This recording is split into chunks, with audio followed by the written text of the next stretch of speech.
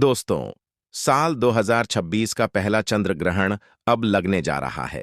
फाल्गुन मास की पूर्णिमा तिथि के दिन ये ग्रहण लगेगा और दिन रहेगा 3 मार्च 2026 मंगलवार, यानी कि होली के दिन ही साल का पहला चंद्र ग्रहण लगने जा रहा है। और सबसे बड़ी बात यह है कि यह ग्रहण भारत में स्पष्ट रूप से नजर भी आएगा। ऐसे में इस चंद्र ग्रहण से जुड़ी हुई कंप्लीट जानकारी आज के इस वीडियो में आप सभी के साथ शेयर करने जा रहा हूं।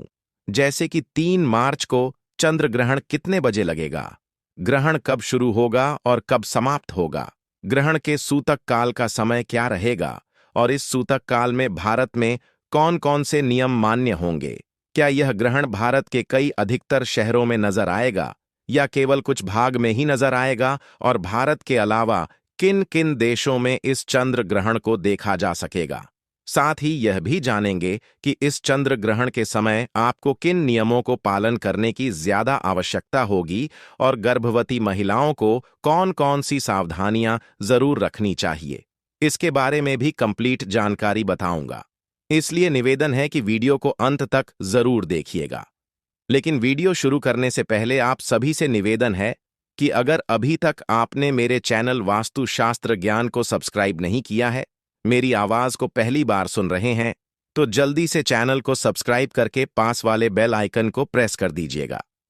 साथ ही इस वीडियो को लाइक करें और ज्यादा से ज्यादा लोगों के साथ शेयर करना भी बिल्कुल मत भूलिएगा। आइए शुरू करते हैं इस खास जानकारी को।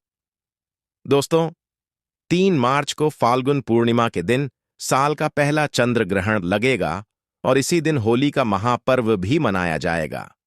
यह कोई सामान्य चंद्र ग्रहण नहीं होगा। इस दौरान चंद्रमा लाल रंग में दिखाई देंगे, जिसे कि ब्लड मून की संज्ञा दी जा रही है। ऐसा नजारा तब देखने को मिलता है जब चंद्रमा पूरी तरह से पृथ्वी के छाया में आ जाता है। कुछ विशेष कारणों के दौरान इस चंद्रमा को सुर्ख लाल रंग में देखा जा सकेगा और यह चंद्र ग्रहण बेहद ही खास होने वाला है। इसका प्रभाव हम सभी की राशियों पर भी पड़ेगा। ज्योतिष के अनुसार चंद्र ग्रहण को एक अशुभ घटना माना जाता है और इस दौरान कई कार्यों को करना वर्जित भी बताया गया है। दोस्तों, चंद्र ग्रहण के समय चंद्रमा पीड़ित अवस्था में होते हैं और अशुभ फल ही प्रदान करते हैं, जिसकी वजह से इसका असर हर मानव जीवन पर पड़ता ही पड़ता है। आपको बता दें कि यह चंद्र ग्रहण सिंह राशि और पूर्वा फाल्गुनी नक्षत्र में लग रहा है।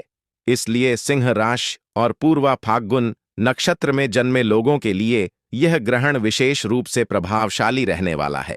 इस राशि के जितने भी जातक हैं या जो भी इस नक्षत्र में जन्म लिए हैं, उन्हें खास सावधानियां बरतनी ही होगी। अपने स्वास्थ्य के प्रति सचेत रहना होगा। यह चंद्र ग्रहण आपके लिए कष्टकारी रहेगा। दोस्तों, साल 2026 का यह पहला चंद्र ग्रहण 5 घंटे 35 मिनट तक चलेगा और इस दौरान यह उपछाया, आंशिक और पूर्ण चंद्र ग्रहण के चरणों में होकर गुजरेगा। चलिए अब जान लेते हैं कि चंद्र ग्रहण किस समय पर शुरू होगा और कब खत्म होगा। तो आप सभी को बता दूं कि भारतीय समय के अनुसार बात करें तो उपछाया ग्रहण 3 मार्च को दोपहर 2:16 से ही प्रारंभ हो जाएगा और आंशिक ग्रहण दोपहर 3:20 से शुरू होगा और वहीं पूर्ण चंद्र ग्रहण की शुरुआत होगी शाम 4:34 से और ग्रहण का मध्य शाम 5:04 पर होगा। इसके बाद पूर्ण चंद्र ग्रहण शाम 5:33 पर समाप्त हो जाएगा और आंशिक चंद्र ग्रहण की समाप्ति शाम 6:47 पर होगी और उपछाया चंद्र ग्रहण की समाप्ति शाम 7:52 पर होगी। चलिए अब जान लेते हैं कि यह चंद्र ग्रहण कहां कहां पर दिखाई देगा। तो देखिए, इस साल का यह पहला चंद्र ग्रहण भारत में साफ साफ रूप से देखा जा सकेगा और सबसे ज्यादा तो पूर्वी भारत में यह चंद्र ग्रहण नजर आएगा, यानी कि अरुणाचल प्रदेश, असम, मणिपुर, नागालैंड और मिजोरम में। वहीं पश्चिम बंगाल के पूर्वी भाग के साथ साथ ही कोलकाता, गुवाहाटी, ईटानगर, आइजोल और इसी के साथ अन्य शहरों की अगर हम बात करें तो दिल्ली, मुंबई, बेंगलुरु, लखनऊ, चेन्नई के साथ साथ ही जयपुर जैसे शहरों में यह चंद्र ग्रहण आंशिक रूप से देखा जा सकेगा। और भारत के अलावा यह चंद्र ग्रहण रूस, चीन, Japan, Europe, Bangladesh, Nepal, Philippines, Malaysia, Indonesia, Australia, New Zealand, उत्तरी दक्षिणी अमेरिका, प्रशांत महासागर, अटलांटिक और आर्कटिक महासागर में भी दिखाई देगा। अब बात करते हैं इस चंद्र ग्रहण के सूतक काल की। तो आप सभी को बता दूं कि चंद्र ग्रहण का सूतक काल 9 घंटे पहले से ही प्रारंभ हो जाता है। इसलिए जिन देशों में यह चंद्र ग्रहण दिखाई देगा वहां पर सूतक काल भी 9 घंटे पहले से ही मान्य हो जाएगा। और क्योंकि यह चंद्र ग्रहण भारत में दिखाई दे रहा है, इसलिए इस चंद्र ग्रहण का सूतक काल भारत में भी मान्य रहेगा। अब बात करते हैं सूतक काल के समय की। तो देखिए, चंद्र ग्रहण का जो सूतक काल है वह सूर्योदय से ही शुरू हो जाएगा। यानी कि सूतक काल 3 मार्च को सुबह 6:20 से शुरू होकर शाम 6:47 पर चंद्र ग्रहण की समाप्ति के साथ ही समाप्त होगा। गर्भवती महिलाओं, बच्चों और बुजुर्गों के लिए सूतक काल दोपहर 3:28 से शाम 6:47 तक रहेगा। इस दौरान भूलकर भी हमें कुछ भी खाना पीना नहीं चाहिए। वैसे तो सूतक काल के दौरान से ही इन नियमों का पालन करना चाहिए। सुबह 6:20 से लेकिन बच्चों, बूढ़ों और गर्भवती महिलाओं के लिए इतने लंबे समय तक भूखे प्यासे रहना बिल्कुल भी सही नहीं रहेगा। तो आप केवल दोपहर 3:28 से शाम 6:47 तक ही नियमों का पालन करें। चलिए, अब जान लेते हैं कि चंद्र ग्रहण के दौरान किन किन बातों का ज्यादा ध्यान रखना चाहिए और कौन कौन सी सावधानियां बरतनी चाहिए। तो देखिए, ग्रहण के दौरान हमें कभी भी अपने घर से बाहर नहीं निकलना चाहिए। ग्रहण के दौरान निकलने वाली हानिकारक किरणें नुकसान पहुंचा सकती है और ग्रहण को कभी भी हमें खुली आंखों से भी नहीं देखना चाहिए।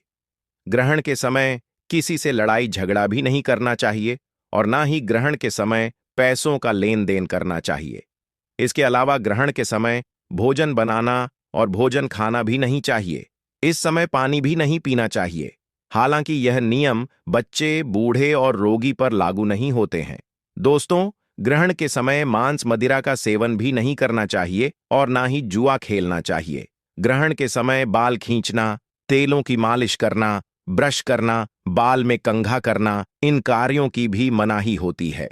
ग्रहण के समय कपड़े धोना या फिर बर्तन धोना, कपड़े निचोड़ना आदि जैसे कार्यों को भी नहीं करना चाहिए।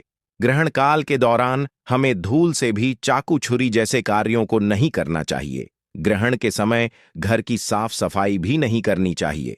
ग्रहण के समय कोई भी शुभ या मांगलिक कार्य या नया कोई भी कार्य प्रारंभ नहीं करना चाहिए। ग्रहण के समय कभी भी नया वाहन, नई प्रॉपर्टी या कोई नया बिजनेस भी शुरू नहीं करना चाहिए। चलिए, अब बात कर लेते हैं गर्भवती महिलाओं के बारे में कि चंद्र ग्रहण के समय उन्हें कौन कौन से काम नहीं करने चाहिए। तो देखिए, गर्भवती महिलाओं को जिस बात का सबसे ज्यादा ध्यान रखना चाहिए वो है कि ग्रहण के समय गर्भवती को कभी भी नुकीली या धारदार चीज का इस्तेमाल नहीं करना चाहिए। गर्भवती महिलाओं को इस दौरान चाकू, कैंची, सुई, नेल कटर, पेन, पेंसिल का इस्तेमाल नहीं करना चाहिए। इस समय सब्जी या फल इत्यादि भी नहीं काटने चाहिए। इस दौरान सिलाई, बुनाई और कढ़ाई भी नहीं करनी चाहिए। ऐसा करने से आपके होने वाले शिशु को भारी नुकसान भुगतना पड़ सकता है। आपने कई बच्चों के चेहरे पर देखा होगा, यह शरीर में कहीं ना कहीं काट पीट के निशान बन जाते हैं। कई बच्चों के होंठ कट जाते हैं। तो इसीलिए इस दौरान गर्भवती महिलाओं को नुकीली चीजों का प्रयोग बिल्कुल भी भूल से भी नहीं करना चाहिए। दोस्तों, गर्भवती को ग्रहण के समय सोना भी नहीं चाहिए और इस समय सजना संवरना भी नहीं चाहिए। इस समय किसी भी तरह की एक्सरसाइज या योग इत्यादि भी नहीं करना चाहिए। इसके अलावा ग्रहण के समय सिर में तेल नहीं लगाना चाहिए। गर्भवती महिलाओं को ग्रहण के दौरान भगवान के मंत्रों का जाप करना चाहिए, क्योंकि इस दौरान मंदिर के कपाट बंद हो जाते हैं तो पूजा इत्यादि नहीं की जाती है। आप ग्रहण के दौरान संतान गोपाल मंत्र का जाप कर सकते हैं या फिर किसी धार्मिक पुस्तक जैसे कि रामायण, गीता, सुंदरकांड या दुर्गा सप्तशती का पाठ भी कर सकते हैं। इससे आपको बहुत ही लाभ मिलेगा। चलिए, अब बात कर लेते हैं कि ग्रहण के कुप्रभाव से बचने के लिए गर्भवती महिलाओं को कौन कौन से उपाय करने चाहिए। तो देखिए, चंद्र ग्रहण के बुरे प्रभाव से बचने के लिए गर्भवती महिला को अपने गले में एक तुलसी की माला पहन लेनी चाहिए और फिर जब ग्रहण समाप्त हो जाए तो आप इस तुलसी की माला को किसी बहते हुए जल में प्रवाहित कर दें। दोस्तों, ग्रहण लगने से पहले गर्भवती महिला को अपने पूरे पेट पर गेरू या लाल चंदन का लेप भी लगा लेना चाहिए। इससे ग्रहण का दुष्प्रभाव आपके या आपके होने वाले शिशु पर नहीं पड़ता है। साथ ही में ग्रहण के समय अपने पास एक नारियल जरूर ही रखें। इससे वातावरण से निकलने वाली हानिकारक किरणों का असर आप पर या आपके होने वाले शिशु पर नहीं पड़ता है। दोस्तों, जब ग्रहण समाप्त हो जाए तो गर्भवती महिला को गंगा जल डालकर ही स्नान करना चाहिए और स्नान करने के बाद अपनी यथाशक्ति के अनुसार कुछ ना कुछ दान अवश्य ही करना चाहिए। इससे आपको शुभ फलों की प्राप्ति होती है और चंद्र ग्रहण के बाद में सफेद वस्तुओं का दान करना सबसे ज्यादा उत्तम माना जाता है, जैसे कि दूध, दही, चावल, शक्कर, सफेद कपड़ा या फिर चांदी। चलिए अब बात कर लेते हैं कि इस ग्रहण काल के दौरान भारत में रहने वाले लोगों को क्या नियमों का पालन करने की आवश्यकता होगी या फिर नहीं।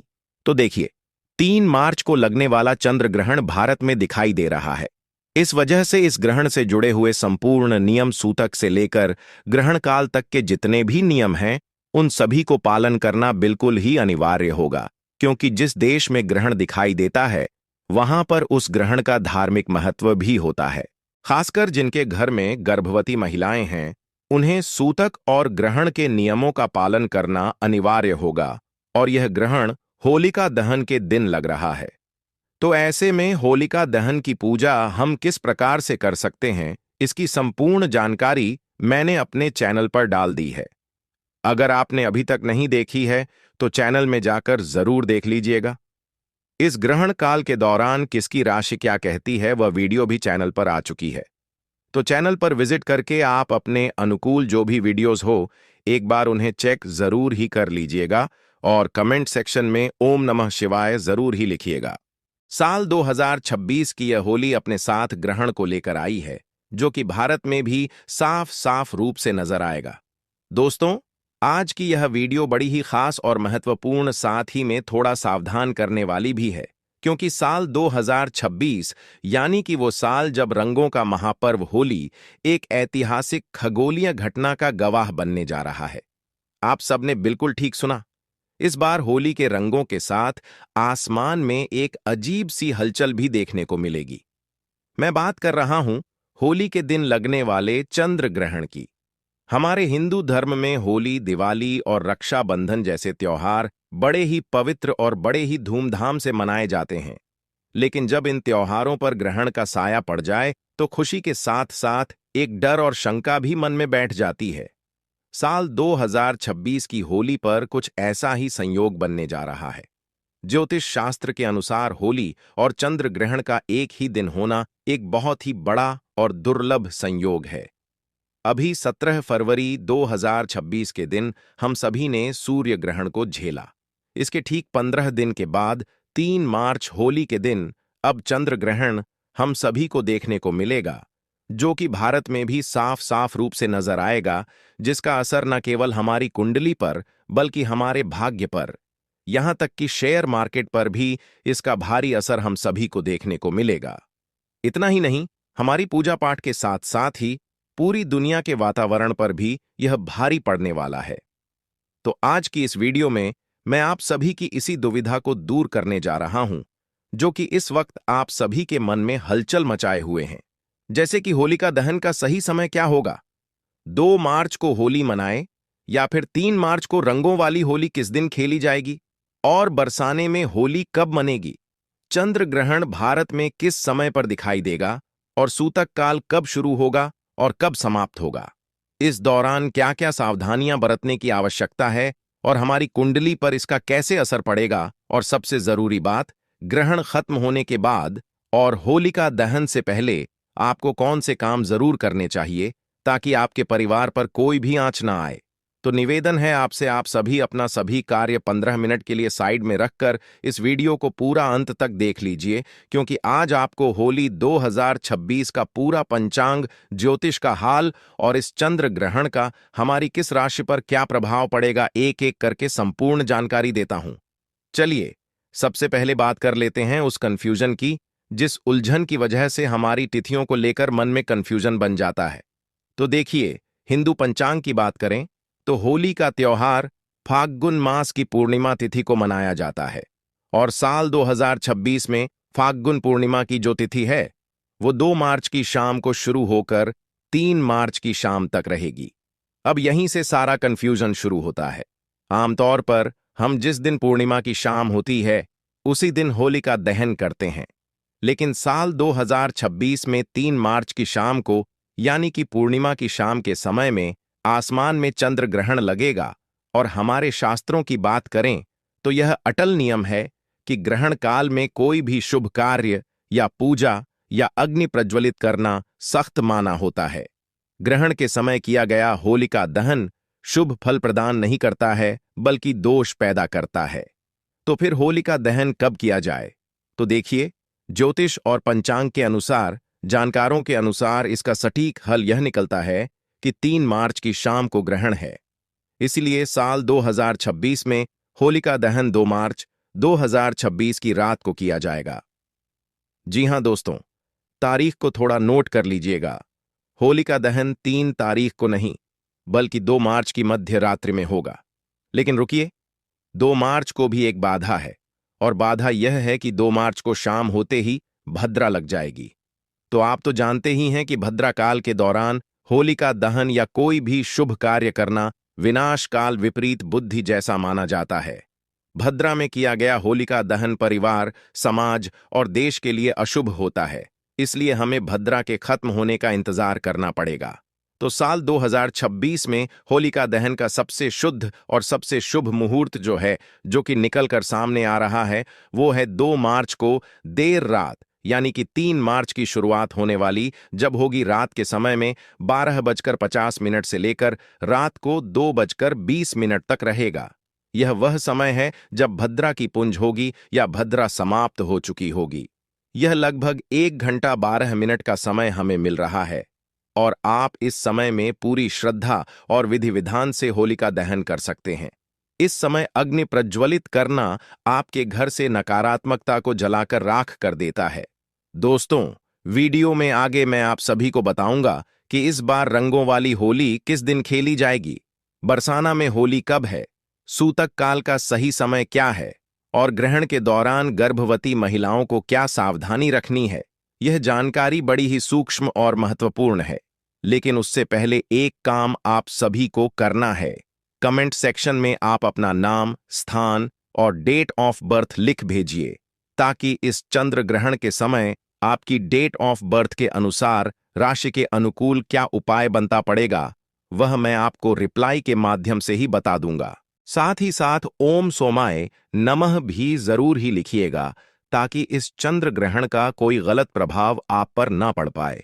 साथ ही अगर मेरे चैनल पर मेरी आवाज को आप पहली बार सुन रहे हैं तो वास्तुशास्त्र ज्ञान को सब्सक्राइब करके पास वाले बेल आइकन को प्रेस करके रखिएगा और वीडियो को भी लाइक कर दीजिएगा, क्योंकि इस चैनल पर तीज त्योहारों से जुड़ी हुई संपूर्ण पूजा विधि, शुभ मुहूर्त और निजी जीवन से जुड़ी समस्याओं के समाधान के साथ साथ जड़ी बूटियों से जुड़ी संपूर्ण वीडियोस लेकर मैं हर रोज आपके सामने आता हूं। चलिए अब बात कर लेते हैं उस खगोलीय घटना की जिससे हर कोई डरा हुआ है, चंद्र ग्रहण। साल 2026 का वो पहला चंद्र ग्रहण है जो कि 3 मार्च 2026 मंगलवार के दिन लगने जा रहा है और इसके ठीक 15 दिन के पहले ही 17 फरवरी को सूर्य ग्रहण भी लगा था। यह कोई मामूली ग्रहण नहीं होता है। जब 15 दिन के अंतराल में 2 बड़े ग्रहण पड़ते हैं तो उसका गहन प्रभाव हम सभी के जीवन पर और हमारे देश पर भी पड़ता है। यह एक पूर्ण चंद्र ग्रहण होगा।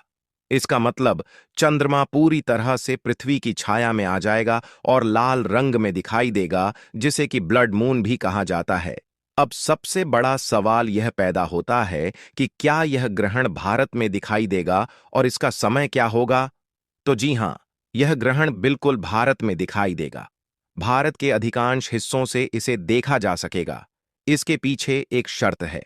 शर्त यह है कि यह एक गस्तोदय चंद्र ग्रहण होगा। गस्तोदय का मतलब होता है जब शाम को भारत में चंद्रमा उग तो जाएगा, पहले से ही ग्रहण से ग्रस्त होगा, यानी कि हमें चंद्रमा साफ सुथरा नहीं बल्कि कटा हुआ या छाया से ढका हुआ उगता हुआ दिखाई देगा। और अब जान लेते हैं इसका सही समय। तो देखिए, भारतीय समय के अनुसार बात करें तो यह ग्रहण 3 मार्च को दोपहर के बाद से शुरू हो जाएगा, लेकिन चकी दिन में हमें चांद नहीं दिखता है, इसलिए इसका महत्व शाम से शुरू होगा। भारत में चंद्रोदय का समय अलग अलग शहरों में अलग अलग समय पर होता है, यानी कि लगभग 6 बजे से 6:30 बजे के बीच होता है। जैसे ही शाम को लगभग 6:20 के आसपास पूरब दिशा में चांद निकलेगा, ग्रहण शुरू हो चुका होगा।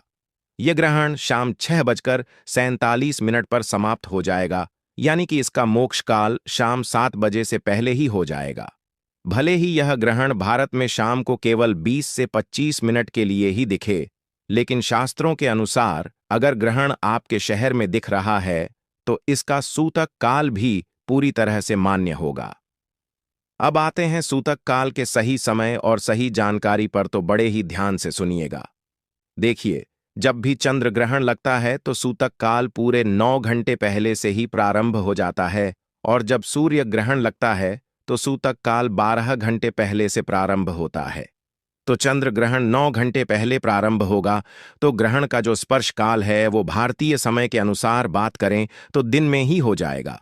इसलिए 3 मार्च को सुबह से ही सूतक के नियम लागू हो जाएंगे। सूतक काल का सही समय 3 मार्च को सुबह 9:39 से शुरू हो जाएगा, और यह सूतक काल ग्रहण खत्म होने के साथ ही यानी कि शाम 6:47 तक लगातार चलेगा। सूतक काल को अशुद्ध समय भी माना जाता है, और इस दौरान वातावरण में नकारात्मक ऊर्जा बहुत ज्यादा होती है। तो आपको इस दौरान क्या करना है और क्या नहीं करना है, यह आप कहीं नोट कर लीजिए या फिर इस वीडियो को सेव कर लीजिए। देखिए, सबसे पहली बात, पूजा पाठ बिल्कुल ही वर्जित होती है। जब भी ग्रहण लगता है तो देखिए, 3 मार्च को सुबह 9:30 से पहले आप सभी अपने घर में पूजा पाठ से निपट जाइएगा, और इसके बाद में घर के मंदिर के जो कपाट हैं उन्हें बंद कर दीजिएगा या फिर पर्दा डाल दीजिएगा। भगवान की मूर्तियों का स्पर्श करना पूरी तरह से वर्जित होगा। और दूसरा, खाने पीने की जो भी चीजें हैं, सूतक काल लगने से पहले ही यानी कि सुबह 9 बजे के आसपास ही खाने की सभी चीजों में, जैसे कि दूध, दही, पानी का मटका हो गया या कोई खाने की ज्यादा चीज है, तो उसमें भी तुलसी दल डालकर रखिएगा या फिर कुच्छा डाल दीजिएगा। देखिए, वैज्ञानिक और धार्मिक दृष्टि से तुलसी में पारा यानी कि मर्यूरी होता है, जो कि ग्रहण की हानिकारक किरणों को भोजन में प्रवेश करने से रोकता है। तीसरा, इस दौरान आप किसी भी नुकीली चीजें जैसे कि सुई, कैंची, चाकू का इस्तेमाल बिल्कुल भी ना करें। सिलाई, कढ़ाई भी ना करें। बस मन ही मन में मंत्रों का जाप करते रहें या फिर धार्मिक पुस्तकें पढ़ें। जो भी गर्भवती महिलाएं हैं वह पूरी तरीके से अपने आप को कमरे में बंद कर लें ताकि कहीं से भी रोशनी ना पड़ सके।